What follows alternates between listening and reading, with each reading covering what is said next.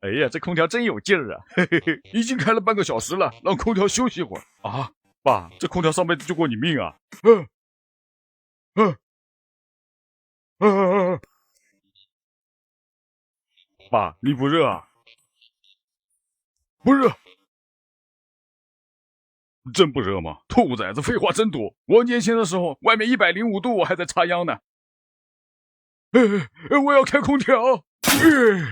你要是让开，我把这扔下去啊！不至于吧？你扔下去还得开车去买一台，咱家没车啊！这你别担心，我刚在瓜子二手车上买了台特斯拉，才花了9万9。买二手车新能源我就上瓜子，我和瓜子还有几千台新能源源头车，全是个人和批发商这些源头来的。同样的车况，省下万把块。我觉得瓜子二手车新能源源头职工更省钱。你别扔啊，你这算高空抛物啊，违法的呀！那我抱着跳下去就不算了吧？